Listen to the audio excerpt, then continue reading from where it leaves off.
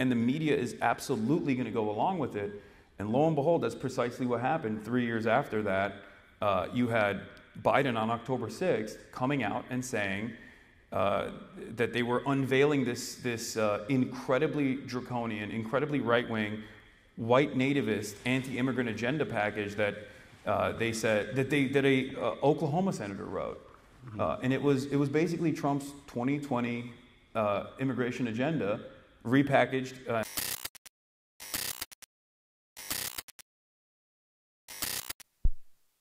Originally from Istanbul, Piker began his career after college at the Young Turks, where he created the segment The Breakdown for the TYT network. He's been profiled by the New York Times, which noted his combined 4.5 million followers across YouTube and Twitch. He rose to prominence during the pandemic and gained further attention for his coverage of the 2024 election cycle, all within an ever-evolving media environment. They look so excited. Hasan will be in conversation today with Estad Herndon, national politics reporter at the New York Times, host of the podcast The Run-Up, and a member of the Institute of Politics Board. Some quick housekeeping before we begin. First, please remember to silence your phones. Second, when it's time for Q&A, 2 microphones will be placed in the audience, so please line up for that, and remember that priority for the first questions will go to students. Finally, please make sure to check upcoming IOP events, including Opposition in Very Difficult Times, featuring former IOP Pritzker Fellow Genesis Davila tomorrow, May 13th at 12:30 p.m. at the IOP, and Chicago Styles' From Delta to Electric, Tracing the Chicago Blues Legacy, on Friday, May 16th at 12 p.m. at the IOP, which will be a great opportunity to explore and celebrate one of the city's most iconic musical traditions. You can register for both of those events on the IOP's website. Now, please join me in welcoming to the stage Hasan Piker and Estad Herndon. Ready for this? Yep.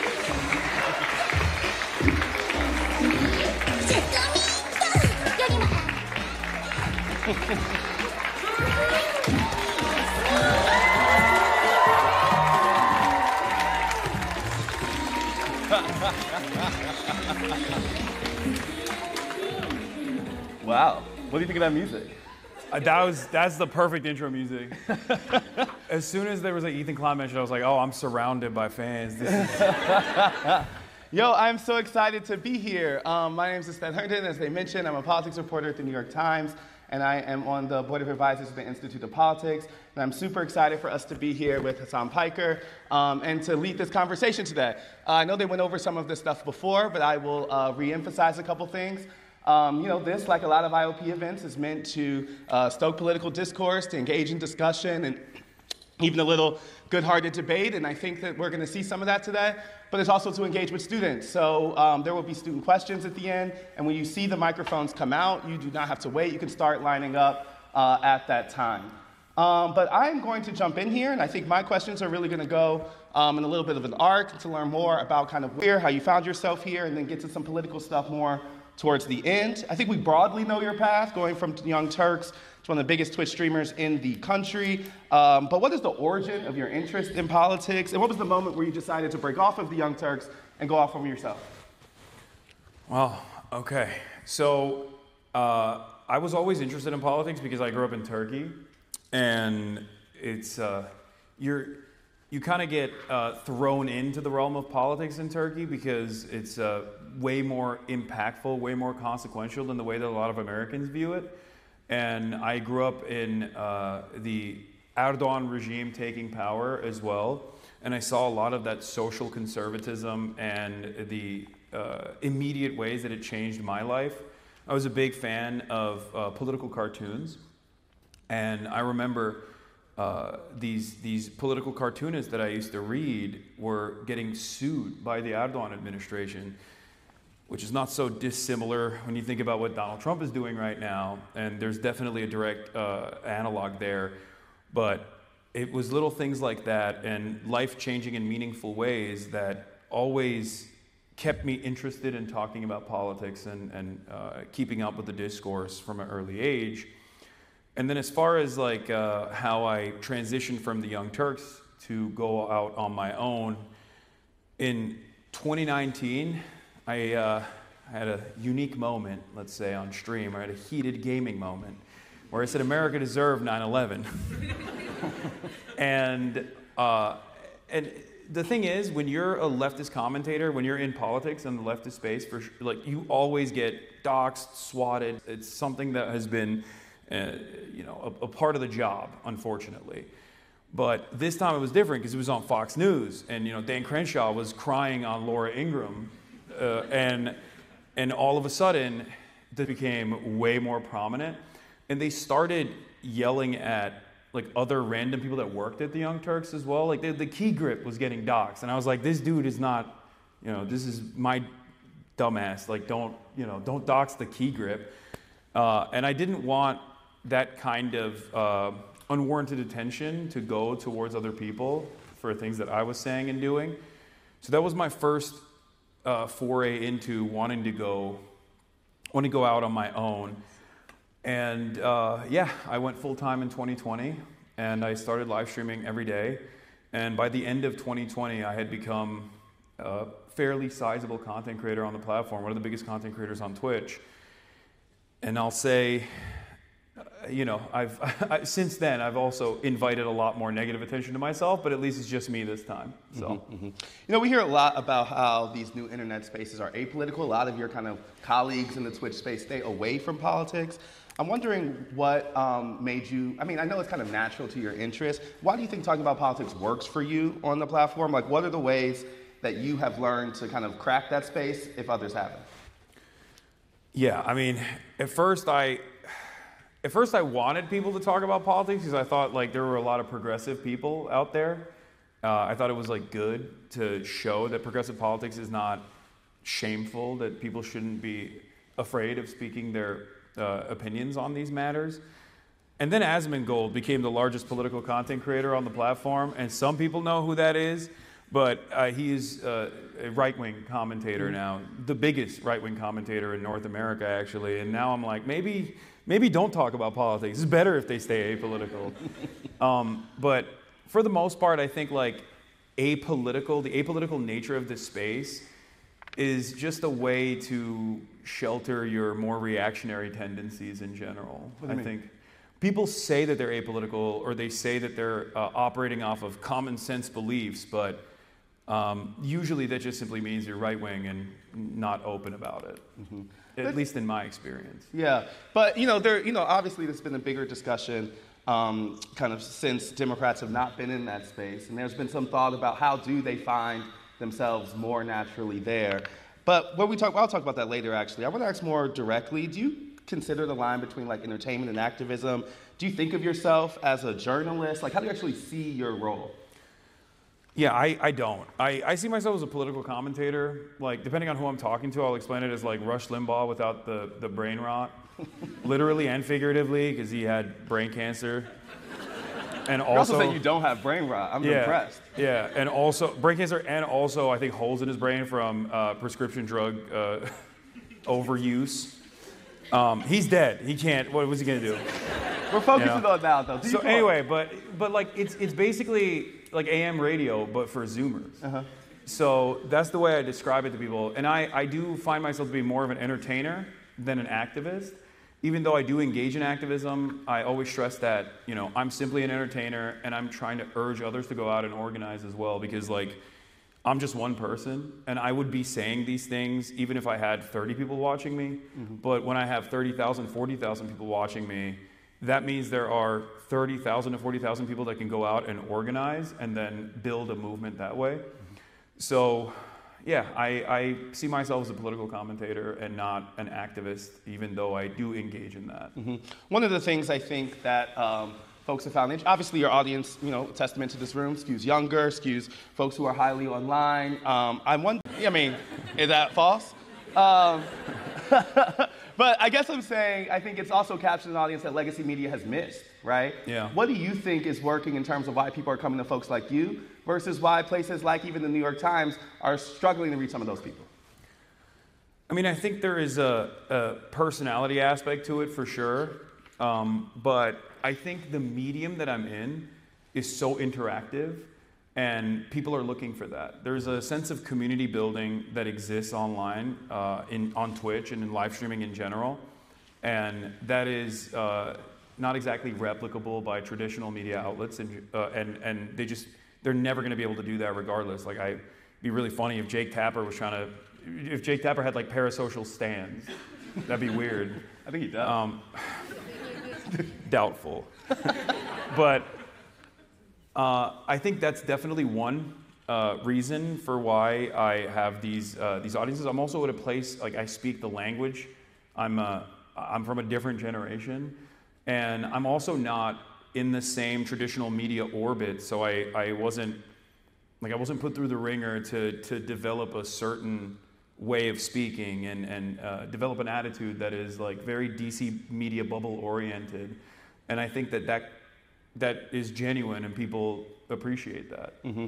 To the point about the community, I found it really fascinating. Like, it's very obvious, kind of the power that like folks like you hold. I could add up every CNN hit I did of all last year. They did not derive enough interest or followers or conversation as doing one of those streams. But I also wonder if that creates a kind of feedback loop. Like, when I'm doing a story, I don't have to really think about audience or immediate kind of reaction. Do you feel kind of a pressure because you're in a kind of continuous relationship with audience? I mean, do you worry about saying some stuff because the chat won't like it? No. I yell at them all the time. Trust me, there's gonna be dudes on the microphone today that I'm gonna be yelling at, most likely. It's normal. It's a normal part of the process. Like, some people, I think there are certainly people that are audience captured in that regard, but like, for me, I care. I'm way too stubborn and way too brutally honest and maybe a little autistic. So it's just like, I don't care if someone is disagreeing with me. Like, I will take a position that I believe to be true, and obviously I'll arrive at that position by analyzing the facts. And even if it's unpopular, my goal always is to educate people. And that's the thing. Like, I wouldn't necessarily say that my perspective, that is fairly closer to a more orthodox Marxist perspective, is all too common in American media.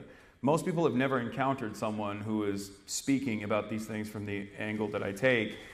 So I already assume that everyone that's listening in, that's tuning in for the first time, is not immediately on board with the way that I see the world. Mm-hmm. So I have no expectation with me. It's my job to make a convincing argument and to also instill some sense of class consciousness in people that are tuning in. Mm-hmm. I want to stick on this question of kind of like community and how you kind of moderate that community. You mentioned to me when we were talking the other time just about the efforts you all go through in terms of chat moderation. And I found it really interesting because, those type of spaces has been home for bigotry, slurs, things like that. How much time do you have to spend curating that community and moderating? I mean, it's an ongoing process.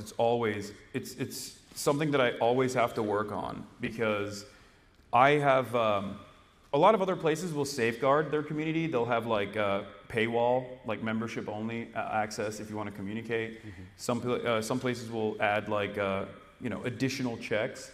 For me, I want to have discourse. I want to have back and forths with people. I want to be able to educate people if they have questions on certain things.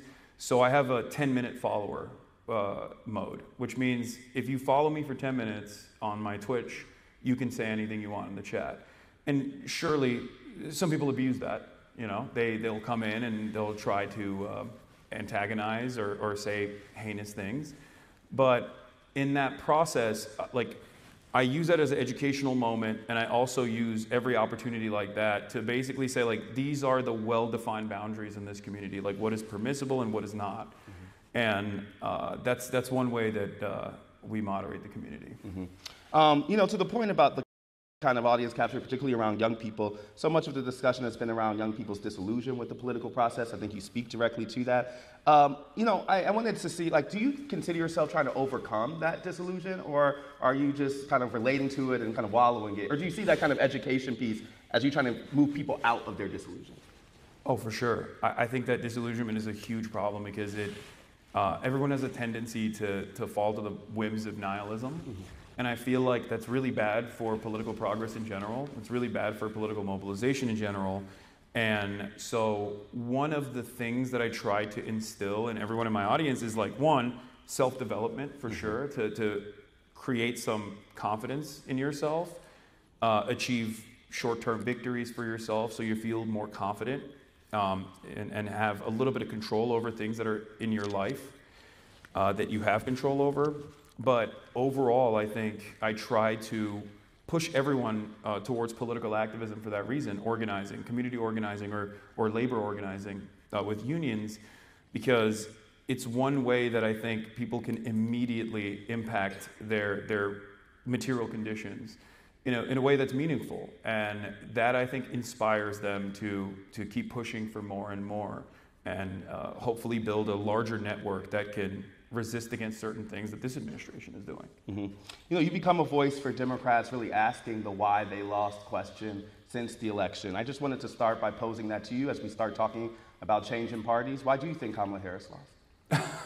Oh, where do I begin? I mean, I've talked about this so much at this point, but I can imagine. I mean, Democrats are zealots. Like, they are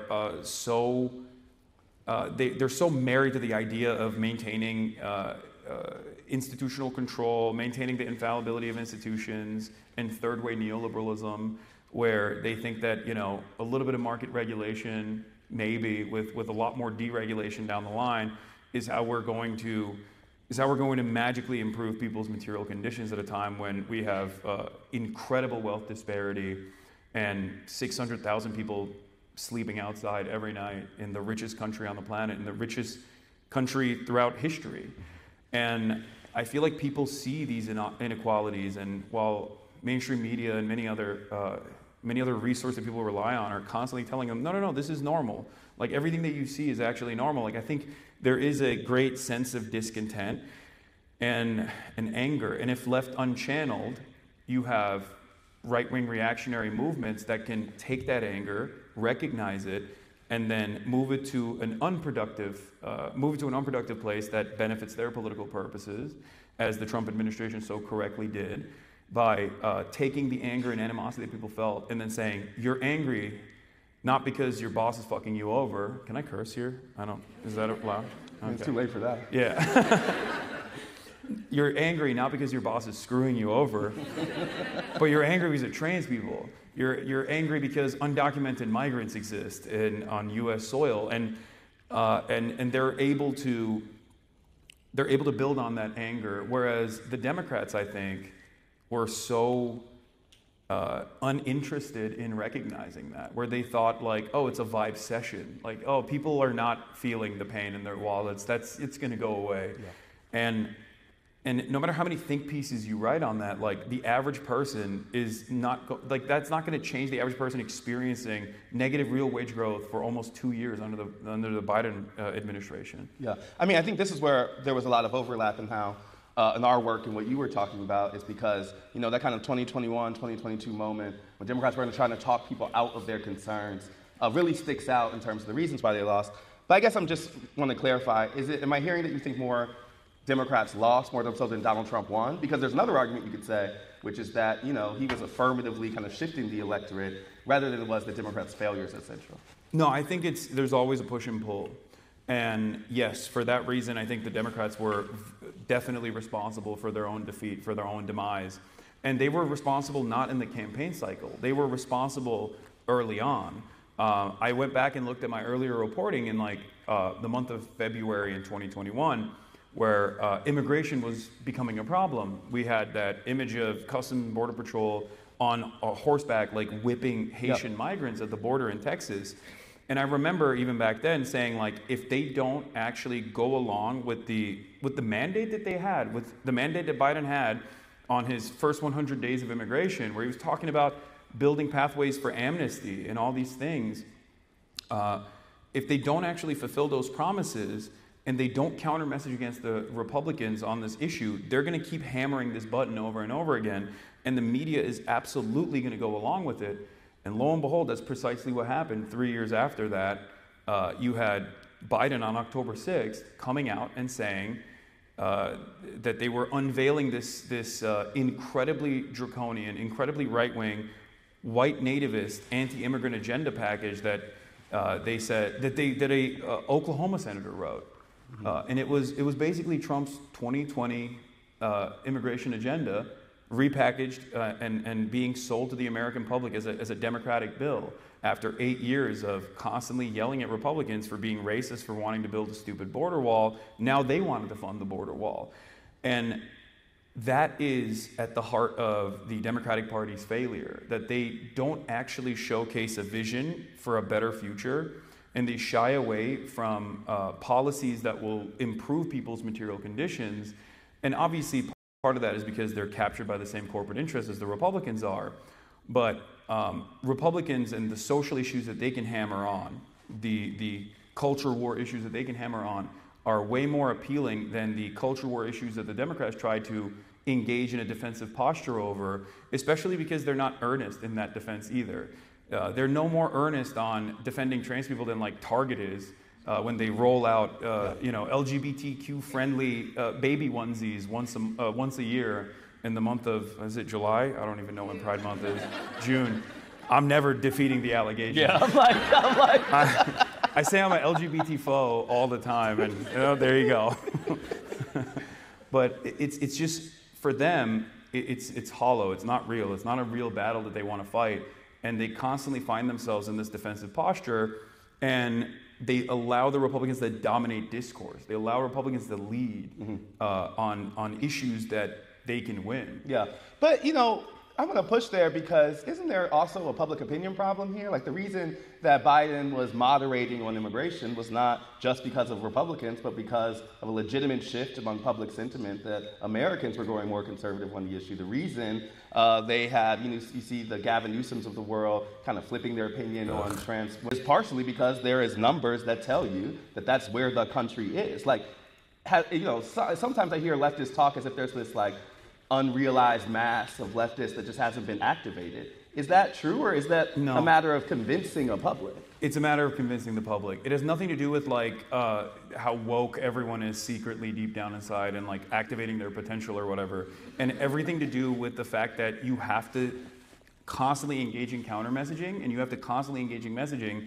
and also on top of that, you have to have a unified agenda that touches every single person, and that's why class politics is so important.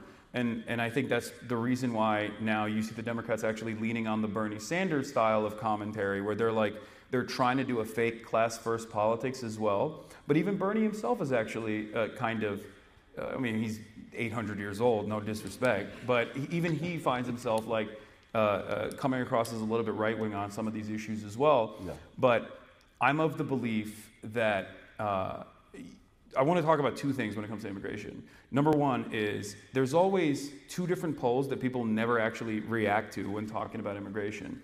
Even at a time when you had the highest approval rating for Trump's mass deportation agenda, right? I mean, this is straight Hitlerian policy. Like mass deportation of 20 million people, that's insane. You're going to put them in concentration camps? What are we doing?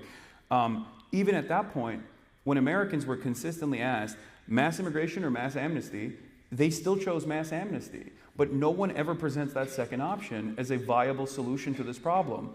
And that is at the heart of the issue from the way I see it, where if you don't present Americans with the other option, if you don't constantly counter-message, if you don't actually do your very best to showcase the humanity of migrants and how much they contribute to these communities, then of course Republicans are going to constantly counter-message and talk about some of the most heinous, some of the most violent things that have taken place and attribute that to migrants across the board, even though there's no evidence that shows that undocumented immigrants are responsible for a larger share of crime than natural-born U.S. citizens, and only evidence to show the exact opposite, that they're responsible for less crime per capita than natural-born U.S. citizens are. So Democrats never make that argument. And I think it's because they're afraid. I go back and forth. I sometimes think they're controlled opposition, and then other times I realize whenever I talk to a Democrat or a staffer, I'm like, oh, you're just stupid. Like, you just don't know. You just don't believe in yourself, and you're just posturing as a somewhat progressive figure on certain issues in an effort to win votes, but that's it. Like, it's not genuine. You mentioned the kind of primacy of class politics, which obviously is a theme in your work. I remember when Bernie was making some of these arguments in the 2016 and 2020 race, And I also remember when he ran into big problems in places like South Carolina and others where that argument wasn't really landing. How much does the left need to, win over working class folks of color who haven't really come to them in the same type of way? And what is the balance between recognizing class politics and the importance of identity politics and representation to some folks? Yeah.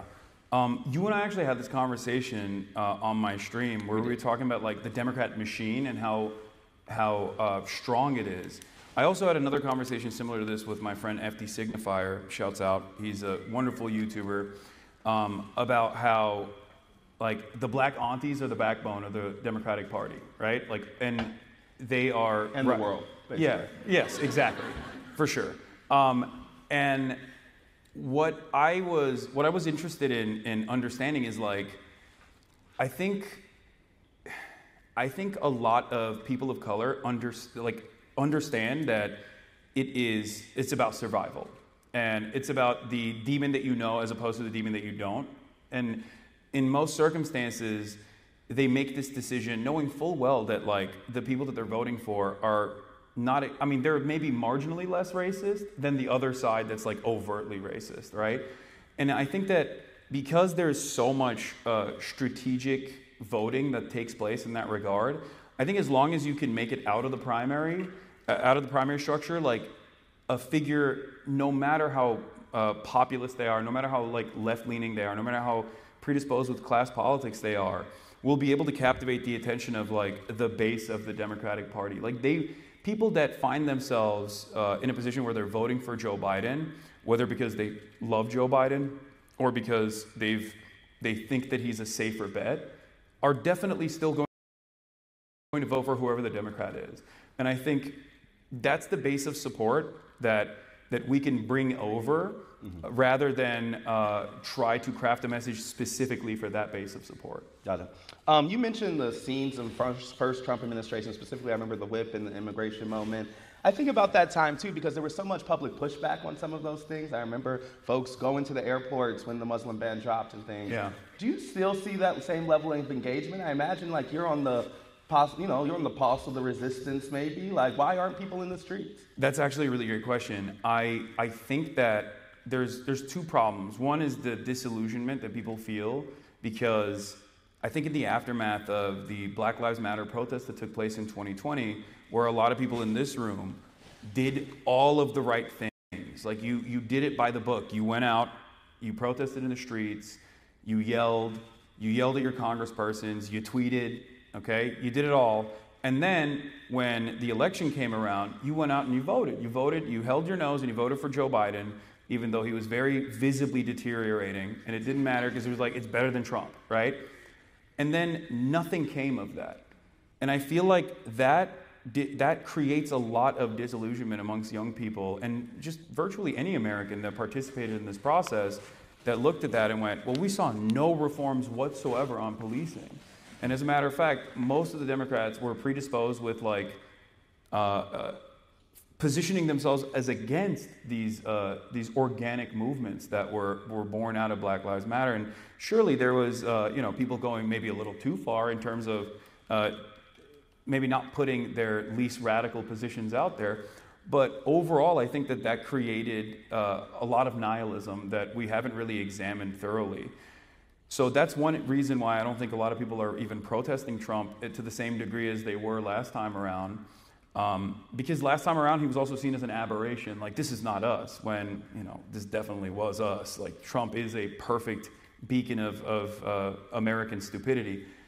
And it always bothered me when people say, like, this is not— I'm like, what is democracy otherwise? This is us. No, that was definitely us. And it still is us.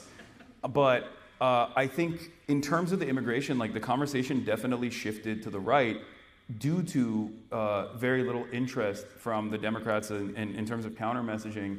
And they got completely captive to white nativist sentiment. And if you recall, you and I had another conversation when you brought up your follow-up on the Run Up podcast, where you talked to these people and you were like, what are you worried about right now? And if you told me that immigration was not at the forefront of anyone's mind, pretty much.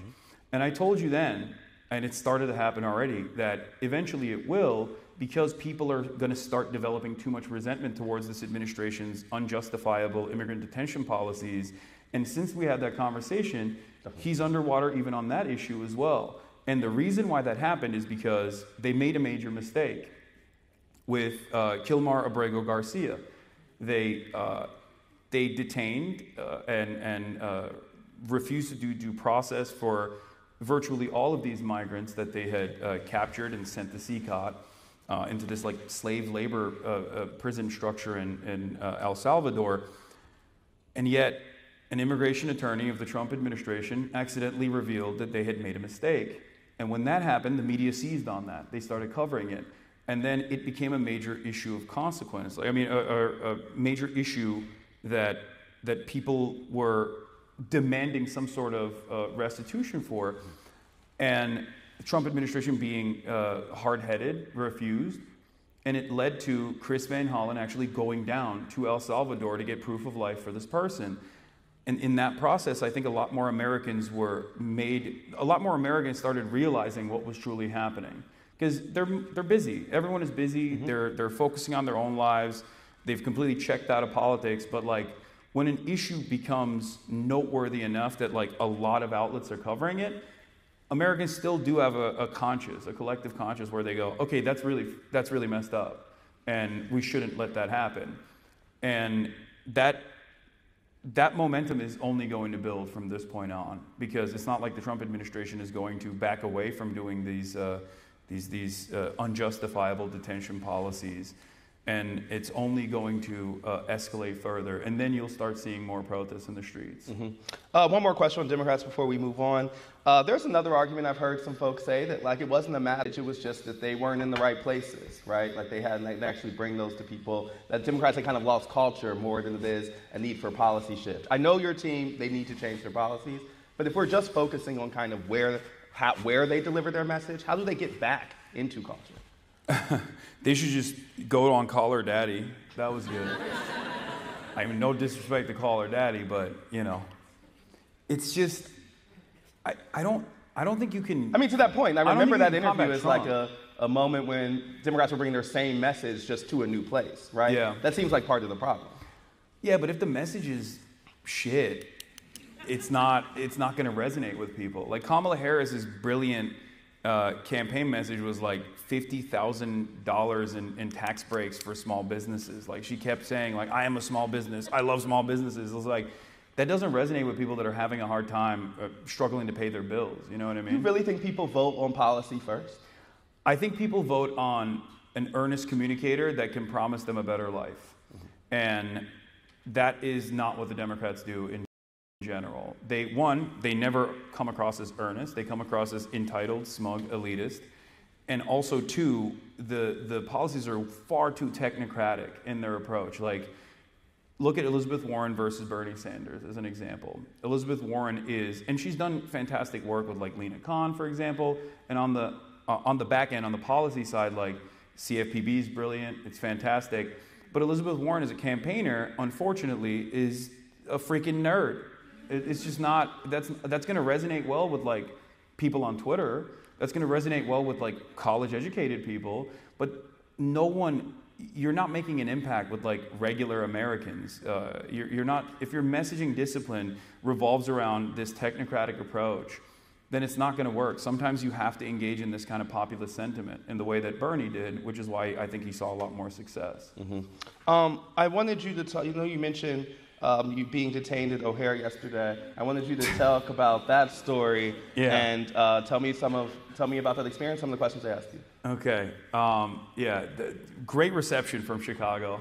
I will say. Last time I was here, I got kicked out of DNC. This time, I got apprehended. We're the Pope's country. We're blessed. You can't bring us down right now. They're gonna arrest the Pope when he steps foot.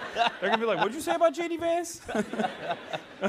But tell us what happened. So I knew that this was probably going to happen. I'd seen a lot of TikToks of people talking about how like they got detained as American citizens at the border, and I was like joking about it, but deep down inside I was like, this is probably gonna happen to me eventually. And this was my first entry into the country with global entry as well. So I have global entry. For those of you who don't know, you go to the Department of Homeland Security and they let you it's like a fast pass, which is crazy. We've Disneyland commodified everything. But yeah, I'm supposed to be like a good traveler, which is why I'm supposed to cut the line, right? And I did that. I went through global entry, took my photo, everyone's getting waved away, and then as soon as I got to the Customs and Border Patrol, the lady was like, "Step aside, sir." I was like, "Oh, here we fucking go." I did. They took me to the back room into a detention center. I asked around when I was inside, like if people had American passports. Most of the people there did not. They were traveling from outside of the country. They weren't American citizens. I saw one American passport in the detention center for one of the people, and they would basically periodically come out. Agents would come out and be like, "All right, your name, and then you can leave." But I was sent to the back room.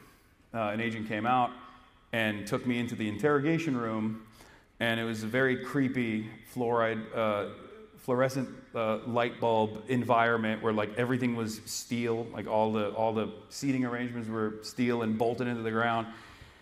And they started asking me about crazy shit, like, do you like Donald Trump? They asked you directly, do you like Donald Trump? Yeah, they were like, "What do you think about Donald Trump?" And I was like, "Why are you asking me this? What does this have to do with anything?" And they just kept asking and prodding and asking me about Hamas and do I think Hamas is a resistance group or if it's actually a terrorist group? Are they bad guys? What do you think about Israel? What do you think about the war? What do you think about the Houthis? Now, are you engaging in like a discussion here or what? Well, I just kept repeating. Whenever he asked me about Hamas, I was like, they are designated by the State Department as a terrorist group.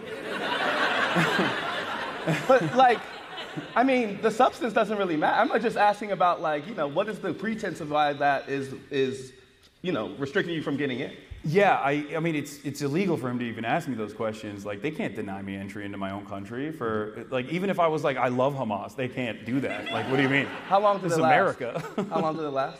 The whole process took over about 2 hours.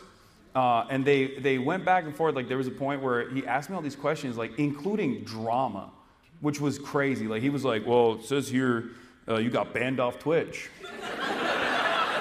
It's like, bro, you're an agent of the federal government. What do you mean I got banned off Twitch? Like, what are you, a Redditor?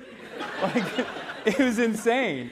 And he's like, "Yeah, care to explain that?" And I was like, "Yeah, I got banned off Twitch for, describing the concept of blowback." And that's the most positive way that I could tell him that I said America deserved 9/11 without him apprehending me. And then he's like, "Well, it says here that you wanted to kill a senator?"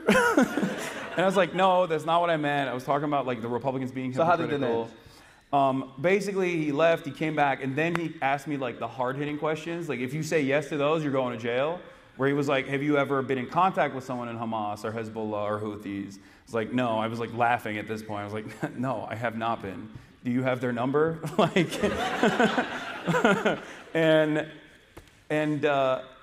after that, basically at a certain point, I was like, "Am I being detained? Like, what's going on?" Yeah. And he was like, "No, not at all." I was like, "So I can leave if I want to?" He was like, "Oh, well, And then he didn't even ask me for my phone after that, which was, because that was my red line. Mm-hmm. I wanted to test the boundaries. I didn't like immediately lawyer up or anything, because I wanted to see like what they were going to ask me, because I do have a decent amount of privilege, as opposed to like a random college activist, you know what I mean, who can be bullied in that situation. I wanted to test like what they would ask and what they would prod about, and it was shocking. Mm-hmm. Like, it was shocking that these were questions that they were asking me, as though like they're going to deny me entry into the country. That is definitely worth entry. We have 10 minutes before audience questions, so y'all keep that in mind, and I think we're going to start putting some of the mics out. You all can start lining up as you have them. You mentioned some of your previous controversies. I want to ask, oh wow, we're getting mass movement. Well, let's chill out. Let's walk, y'all. I told you I'm gonna yell. Let's calm down, friends. Okay, I want to ask directly about some of the controversies you referenced. Hit me. And I would love an earnest response here. I mean, you mentioned some of the back and forth. There was a statement from the Chicago Jewish Alliance I'm going to read to you and would love for you to respond to. Piker has a history of making inflammatory statements, including "America deserved 9/11, a remark that trivializes national tragedy, referring to Israelis." Don't laugh. Sorry. I'm serious. Referring to Israel as inbred and dehumanizing stereotype that echoes historical anti-Semitic stereotypes. dismissing reports of sexual violence on the October 7th Hamas attacks, stating it doesn't matter if rape happened on October 7th, it doesn't change the dynamic for me. Such statements have prompted concern for public officials, and they mentioned some other folks. By inviting Piker to speak, the University of Chicago risk endorsing a narrative that endorses views as harmful and divisive. I'm posing this to you partially because I want the direct response, but also I think it's important for folks to hear a real answer to this stuff. We're not going to run from these things. We're going to talk about them directly. Yeah. I want you to, what do you, like, just respond. Okay. Yeah. The fact that like people still use that quote when I say like it doesn't matter what happened on October 7th, that doesn't change the dynamic for me is like so revealing because Israel is committing a genocide, and my position on this is clear that like whatever happened on October 7th, the atrocities that took place on October 7th does not justify genocide, and it's really. Thank you. Well, I mean, this isn't a brave position. I don't think. Like, and that's what's so alarming that like people will say that all the time. Like, people will put that in like the Free Press or Daily Mail or whenever there's like a hit piece written from these smear rags in general, and I'm always confused by that because I'm like, what are you saying? So you're saying that it does justify genocide? Like, it's always come across very confusing to me. And overall, yeah, I am someone who is firmly committed to combating anti-Semitism for my past decade of work. I've been doxxed and swatted by neo-Nazis in perpetuity for this reason. But I also happen to be a committed anti-Zionist, that I believe in the emancipatory cause for Palestinians. And I've never shied away from that position, no matter what. But something like America Deserved 9/11 is obviously at least inflammatory. Oh, right? yeah. Like, do you ever think about the impact of those words? And do you have to, you know, I know it's an informal forum, you're kind of rolling with it live. Like, how do you wrestle with, you know, something that could be offhand, but actually be more meaningful? You know, actually be more hurtful, I should say. Yeah, I mean, I think that America Deserved 9/11 in general was probably one of my most vindicated takes. Maybe I'm delusional about it, but in terms of describing the concept of blowback and explaining like how we got to 9/11, a lot of people were unaware of the machinations behind the scenes from Operation Cyclone, or even before that, even prior to that, in terms of like arming and radicalizing the Mujahideen and using them in the Afghan Civil War against the USSR, and what that turned into. That is a common thread in American foreign policy, is that people that we give arms to and offer a lot of training and support to inevitably turn on us for understandable reasons. So I don't shy, like, even if I say something that is hyperbolic in that moment, because I get passionate sometimes and I have what people call a heated gaming moment, it's ultimately my message is clear. And does that get in the way of me reaching a broader audience? Certainly. I understand that, but you know, it happens. Mm-hmm. It happens sometimes. So I hear you more have made peace with it than think it's a thing that you're gonna. I'm saying like a heated gaming moment for a lot of folks is just a heated gaming moment. Yeah. For you, it's a big audience. Yeah. So I'm saying, have you changed the way you think about those things? For sure. Especially because like I don't really appreciate all the doxing that comes afterwards and the swatting that comes afterwards, but it's definitely something that gets away in the message that I'm trying to. And so for that reason, I do try to moderate every now and then, or try to regulate my temperature every now and then when I find myself saying something that might easily be misconstrued or is like explosive, right? But overall, mistakes still happen. I'm a human being. I own up to it, you know? And that was one of those moments. Cool. Last question I have, and then we'll go to the audience questions. So much of your life is lived publicly. I find it kind of shocking, like just how much is just, you know, how much just living out there you do, and how folks, you know, really come to understand you, have a relationship with you because of that. I wanted to ask, what's something we don't know? What's a misunderstanding about you? What's something you've kept to yourself? And how have you regulated that? Ooh, That's interesting. That's not a question that I thought I'd be answering.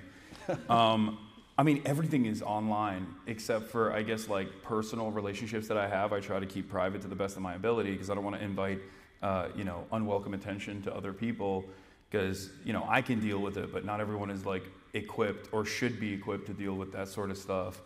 In terms of like something about me that people don't know, I don't know. I'm drawing a blank. I would say that I've never had a position where I think people should not have nice things. That's like the number one thing that people always be like, oh, rich socialist, what a hypocrite. But it's like, no, I want everyone to be able to have like enough disposable income so they can buy stupid shit. So that's, I guess, like one of the most common misconceptions. But I think people in this audience probably already knew my position on this because, you guys probably tune in every now and then. You're pro nice stuff. Yeah, I think, and stupid shit too. Like, not just nice stuff, like things that make you feel good. Okay, I'm going to ask you this question again in a little bit. I want you to give a better answer. Okay. We're going to go to audience questions. So remember, questions have a question mark at the end. They're not statements. And we're going to try to keep them as brief as possible. But please, let's go. Hello, my name is Alex Fuentes. I'm the second year at the college. I am Salvadoran American, so the immigration issue is very close to me. I'm going to shoot you a softball. So the issue I face with like working within the city is that a lot of people have felt not very invested in, or their communities have not been very invested in. So when we look at amnesty or looking at these programs for immigration, they face a lot of pushback. So what do you say to that kind of person? How do you fight the immigration issue as a Democrat when talking to those kind of people? Yeah, that's not a softball. That's a tough one. Because unfortunately, you're not wrong. I think a lot of people, like I said, are so busy with whatever is going on in their lives that they sometimes will be very selfish. And they refuse to contend with the reality that migrants, undocumented and documented alike, are all around us, and there are very important parts of our community. And I feel like the best you can do in that regard is to showcase the humanity of the people that you're talking about and try to present that as to the best of your ability over and over again and keep hammering on that point. And this isn't the best time to be able to do that either because, like, understandably, a lot of undocumented migrants especially are trying to hide to the best of their ability to not invite unwelcome attention and potentially some kind of federal regulation, ICE, Gestapo agents coming and knocking down their door. So it's additionally difficult to do so right now, but I think community organizing and community programs would probably go a long way in that regard, getting together and showcasing the different cultures that make up Chicago what it is. Thank you. Hi, my name is Cole, and I'm a fourth-year undergrad. So we kind of touched on this a little bit, but your radical stances and like very public-facing identity has led to a lot of like continuous pushback and outrage, which seems like you're at least reasonably competent dealing with. But I was curious about like how do you deal with the like emotional turmoil when this affects people close to you, like friends or family? How do you like deal with this emotionally, and also what steps do you take to prevent this from happening? Great question. Yeah.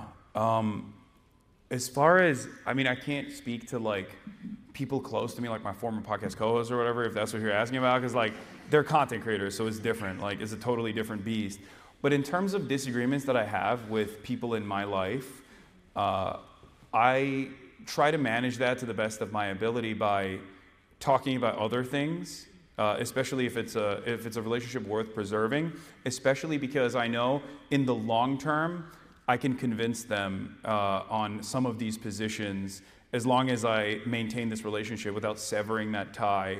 Because if you sever that tie, then you're basically losing that battle. That person will probably succumb further and further into reactionary ideology. So, it's good that don't revolve around politics and try to hammer that on to the best of your ability. And like I always say, be normal, because in my normal day-to-day existence, I don't talk about, the Ansar Allah militancy in the Red Sea against the the Israeli genocide, right? Like that's not a normal conversation that's taken place all the time. Having said that, there are certainly disagreements that I have in groups of friends, for example, with respect to trans issues. Like someone will say an off-color remark, and I'll be like, "Don't do that." You know, come on, you're being whack. Like there are subtle ways of moderating people in your life to make sure that they understand that that's not something that you find to be appropriate or funny. And also be cool. I think that goes a very long way, I promise. Being normal and being cool goes a very long way to make your politics more palatable to everyone around you. Thank you, appreciate it. No problem. I love like coolness as like a thing that's just be cool, you know? Well, I mean, I know, maybe it doesn't come natural, but it is important. Yeah. That's next question. Hi, I'm Hayes. I'm a fourth year in the college. So my question, Hasan, is that you for a long time identified as a Marxist, or you've identified with Marxism in some capacity. Earlier you raised Orthodox Marxism. This was in large part what distinguished you in the Young Turks, but you're also something of a sort of critical left figure within the Democratic Party, something of an opposition figure. And so I want to ask about that, because there's a way in which the question of like capitalist parties for the left is like the most traumatic sort of legacy or inheritance of the 20th century. I remember back in 2018, in Spears' kind of adjacent years on the internet, there was an old meme that went like, Bernie Bros killed Rosa Luxemburg. I don't know if anyone else, but the spirit is that like it was social democrats in Germany which murdered, communists in the 1920s, 1910s. And it's like, it sounds insane, but it's not insane because it's not true. It's insane because Marxism is like off the table in some sense. And so to kind of crystallize, but also the people who are saying that by and large supported Bernie, right? Yeah. It's like, yeah. So to crystallize this dilemma, there's some sense in which like the political thrust of Orthodox Marxism is that capitalist politics and capitalist parties are utterly inadequate to achieve socially necessary, possible, and desirable goals, but nonetheless, independent socialist politics are impossible and off the table. So my question is, like, how do you understand the relationship between Marxism and Democratic Party politics, Marxism and capitalist politics more broadly? Yeah, great question. Well, Nancy Pelosi is obviously a communist, as everybody knows. No, I think that in order to build an underlying base of political education necessary for Americans to develop class consciousness, you still need to engage in some semblance of entryism, where you have to work with the tools that are readily available at your disposal. This doesn't mean that you cast aside your political message or your ideology or your movement, but it's simply to use the pre-existing readily available platforms that are given to you. That's why I'm on Twitch, I'm on Amazon, right? Like it's a wholly corrupt monopoly that abuses people around the planet and even abuses small business owners in their predatory pricing schemes that they've developed. So they're even destroying petty bourgeois people. But having said that, it's still a viable platform to communicate a message, and that is always my goal, is to develop class consciousness and to develop a mechanism of pushback that is still backed by the existing labor force, with the hopes that eventually this could bring about a movement that could resemble a vanguard party, or at least turn the Democratic Party by force into a labor party, into a workers' party. Thank you. Hello, thank you for being here and taking our questions. So as I'm sure you know, you have a fairly large audience, probably more reach within younger people in the Democratic Party than politicians like Kamala Harris do. And with that comes a lot of responsibility, especially with statements that might be considered by some to be anti-Semitic or sexist, or reactions like laughing in a circumstance where it's not appropriate that might signal to college students that it's appropriate to laugh. Mm-hmm. And so I'm curious what kind of steps you're taking to ensure that as a messenger who's trusted by so many young people, you're not engaging in any sort of discrimination or anti-Semitism, and really engaging in a productive discussion about politics. Great question. I try to stress the importance fairly regularly of, especially at a time when anti-Semitism has exploded, from Kanye West's latest song all the way down to some of the most prominent conservative pundits openly agitating towards anti-Semitism, using cynically what is going on in Gaza to develop a heinous message that then attributes all of those crimes to Jewish people. I find myself virtually every day speaking out against that and decoupling Zionism and Judaism on a regular basis in an effort to educate people that might find themselves on the whims of unexamined anti-Semitic tendencies. In terms of like laughing at certain things or coming across as anti-Semitic, there are a lot of groups and a lot of people that, especially in the online space, that predispose themselves with drama. So they're always going to try to find the most nefarious frame to present me in the worst light possible. But I always say the antidote to all of that is to simply pay attention for an extended period of time to what I'm saying, and you will very quickly realize that you might have gotten duped into believing a certain thing that I believe that I definitely do not. So in terms of nefarious clipping or things that get clipped out of context, there's not really much I can do about that, unfortunately. It's just the name of the game. And I just try to put my best foot forward to the best of my ability and hope that people can still maintain charitability and understand where I'm coming from. But yeah, as far as education goes, I think it's a very important part of my commentary to constantly talk about the growing dangers, the canary in the coal mine of anti-Semitism, which is usually a first step towards growing fascist ideology. Thank you. Great question. Hi Hasan, my name is Danny. I'm a third year at the college, and I don't know if you're aware, but the university recently received a very hefty free speech fund. And when I told my roommate that you were coming here, she said that you were a product of that free speech fund. And this university has made itself a reputation for handling student movements on the notes of Palestinian struggle in a very particular way. And I was wondering if you ever felt tokenized by the university as a way for them to be like, oh look, we care, as a gotcha moment, for you.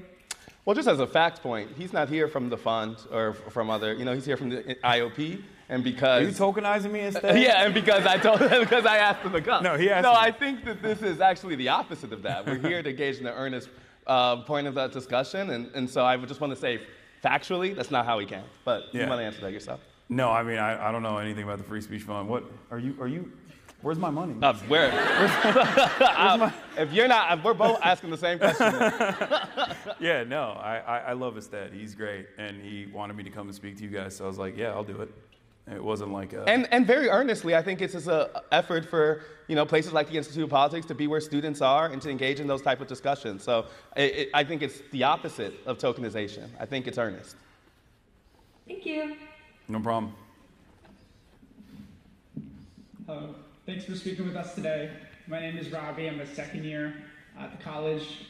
So a few weeks ago, I witnessed a student ripped out a poster on campus that said, "Come learn about Judaism," simply that. Mm-hmm. When I told the individual to stop me, he told me, a Jewish student, that I was sympathizing with Nazis. So my question to you, do you think anti-Semitism on college campuses is a problem, and how should we work to combat it?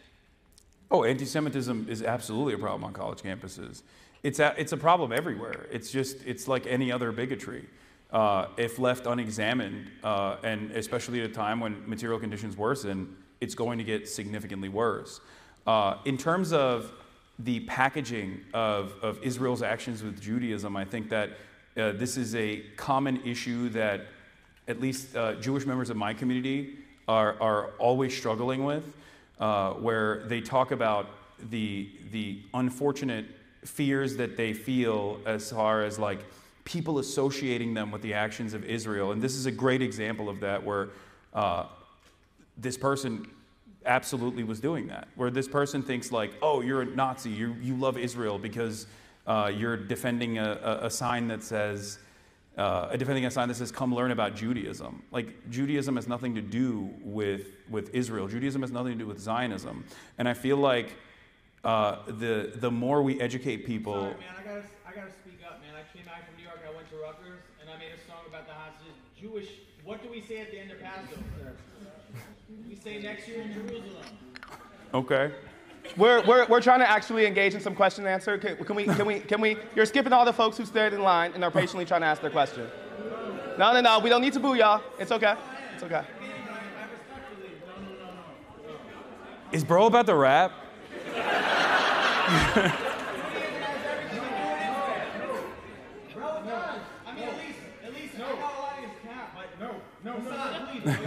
Let me ask you something. Let me ask you something. Wait. Not that person. Okay. Not that person. Okay. The student who raised asking the question. Yeah. Raised the question about the Judaism sign. Like, do you feel comfortable being associated with that dude? Israel is a very important part of Judaism. I do not agree with what the Israeli government is doing, but Israel is very important to Judaism. It is a home of democracy in the Middle East. It is a safe place for Jews after the Holocaust, and Jewish people need Israel to exist. That is what I believe. I appreciate that. Now we're going to focus on questions, y'all. So next question. All right, it's my bad. I asked the question. No, I get it. Okay. Thank you for asking the question too. I did want to follow up. Hi, my name's Colton. I'm a first year at the college. My favorite part of your ideology has always been your incessant focus on charitability, and I guess it's what you talk about all the time. But for the average American voter that we talked about in this talk, who only votes on emotion, who doesn't have the time to engage in that, they are more susceptible to the conflation that Sam Cedar just talked about in the conversation you had with your former co-host. So when you lead your examples by case studies and evidence and all of these things that those voters whose vote counts just as much as everyone in this room aren't receptive to, how do you adjust your framework to supply evidence that is less academic but still combats that inflation and still showcases that charitability? Good question. I think it doesn't have to be rigorous and academic. Like when we're making an argument, it doesn't always have to. You can rely on emotional appeals. Like you don't have to be a robot. Like there's no debate moderator that's going to tell you like that's to do that. Like you can do whatever you want. It's like a cheat code, really.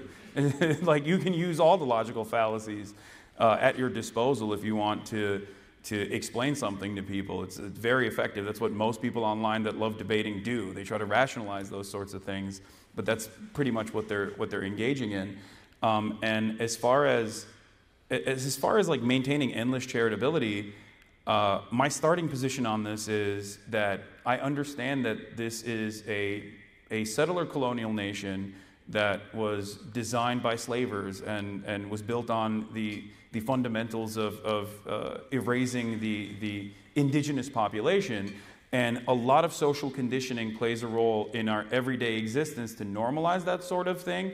And therefore, of course, people are going to have a starting position that is reactionary on a lot of these issues. So as long as you remind yourself of that and take on that emotional labor, you'll be able to overcome this. You'll be able to make a convincing argument. Like I said, if you're normal and cool and try to talk to people and meet them where they're at and recognize some of the common points of struggle and pain that they experience, you can always package that back up to whatever kind of social malady that they are representing and move them away from that. Thank you. Hi, I'm also from the college, fourth year. I remember you guys both mentioned, or there was a topic that was raised about disenfranchisement, feeling like hopeless, we bought into whatever campaign, and then another campaign on the left, on the right, both sides, or whatever. And then there was also the question, the topic of, do people actually vote on policy? I wanted to ask to, what extent do you think the populist movements, your Peter Thiel, your David Brooks, you, for example, to what extent do... I feel like that was an interesting theory. That is a crazy spectrum. It is kind of crazy. to what extent do you think it's kind of like a response to a global phenomenon, but then maybe like projecting on something else between those different groups? To what extent do you think, we can avoid some big disaster before, people actually start voting on policy, start thinking about what we can do together, not just blaming somebody else? Well, I don't think that there is any way to vote on policy right now. That's at the heart of the problem with the Democratic Party, especially, is that they're not crafting a message that revolves around discernible policies that you can point to. Like, you can do that for Bernie. You could say he's for Medicare for all, he's for free college. He said that for 80 years, right? But you can't really pin down the Democrats on issues like that. So then, because they do not have a coherent, policy-focused message like that, no like tangible legislative action that you can associate them with, they are associated with whatever the Republicans present them as. Kamala Harris doesn't care about you because she's too busy trying to do transgender bottom surgeries for Guatemalans, and it's like, all it takes is like one clip from an ACLU seminar that Kamala Harris answered that question on for Americans to go, oh yeah, that is weird. Why does she care only about that? I don't think she cares about anything. If Kamala Harris had policies that you could associate with her that truly address some of the issues that people are experiencing in this country, everyone could just go, oh, shut up, it's nothing. Like, okay, that's one answer that she gave. Why do you care about this? She cares about Medicare for all. Do you not want health care? So that's what I want the Democrats to get to, so that they can actually more successfully be a counterbalance towards growing fascism. You're right, if they don't do that, then we're cooked, and we're just gonna keep spiraling towards barbarism. Yeah, I mean, recognizing that some people don't just vote on policy and some vote on vibes, there's one answer to change that. The other answer is to have better vibes, like that too. Yeah, like Barack Obama spoke to people who were voting for a whole bunch of reasons. No, but I'm saying a successful electoral politician does all of the above, is what I'm saying. So that's the only example I'm doing. Thank you. Hi, Hasan. Thank you for doing this. My name's Lance. I'm a second year at the college, and growing up in a rural area during this time, I've seen the polarization of young men particularly, and I was wondering how the Democrats could begin to activate some of these young men or bring them to their side, and also when is the Subnautica playthrough going to get finished? I don't even know what that second part Subnautica is a game I played, but I got too scared to finish it. Oh, okay. It was very scary, in my defense. It's a very scary game. It's underwater horror. Anyway. Young men. Yeah, about young men. I think that there are a lot of people that are genuinely incredibly insecure in the manosphere space that present themselves as this like hyper masculine idea of like what a 14-year-old would think is like a cool person, and the best antidote to that is to focus on hobbies that are productive and improve yourself, improve your body, engage in the act of constantly choosing to better yourself and be a positive figure for people around you. And that's what I try to do, at least. And I think if more people were to do that, young men in particular, would be more responsive to that. Gotcha. And how can the Democrats activate those voters? We only have a couple more minutes. Can we just stick with one question? Thank you, though. I appreciate it. This is the last question. Yeah. Thank you so much. Thank you very much. My name is Cassidy. I'm a second year here at the college. There's the old joke about, to be a real leftist, you have to read XYZ pieces of literature, you have to know all these thinkers, whatever. But I've also seen a lot of attribution of the growth of the younger right-wing base with the, decade-old now alt-right pipeline, and, its modern incarnations as were briefly spoken on. I was wondering how you think it would be possible to cultivate long-lasting leftist spaces online when there's such high perception of barriers to entry? I don't think I engage in dense literature, and I don't think anyone should really do that, because the entire incredible sentence at University of Chicago. Yeah, well, I mean, like when you're communicating, when you are engaging in the act of propaganda, not as like the way that people understand propaganda, but as just like telling a message. I think it's on you to simplify said message rather than try to point people in the direction of dense literature that's like very hard to tackle. And I try to do that with everything that I engage with, whether it's like me doing crime reacts or reacting to a YouTube video. This is what I believe, so this is my worldview. So I try to bake that understanding of the world into everything that I do, and slowly but surely hope that people develop this different perspective. And I think everyone can do that, but it does require a little bit of reading ahead of time in order to get there, because to be able to describe difficult to broach concepts in simplified terms, you have to develop a very good understanding of said concepts. So it's good to read. Sorry for saying, but when you're engaging normies, you probably shouldn't point to dense academic literature, but instead try to summarize the positions that you know from these places. Mm-hmm. Y'all, thank you so much for being here. We had a great time.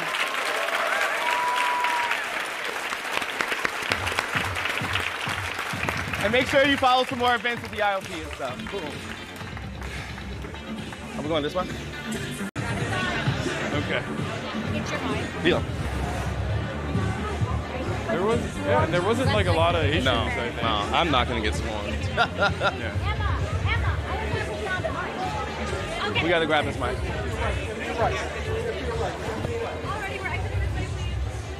Bye, guys. Thank you. Can you grab his bag from behind the Appreciate it. Yeah, all good. Where's it at? There we go. Thank you so much.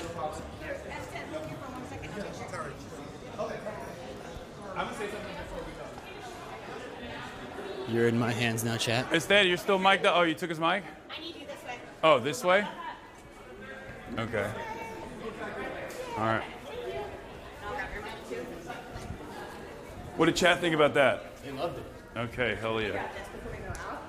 Oh, this? Yeah. Hold on. There's a magnet. I think it was super good. I think you did a great fucking job.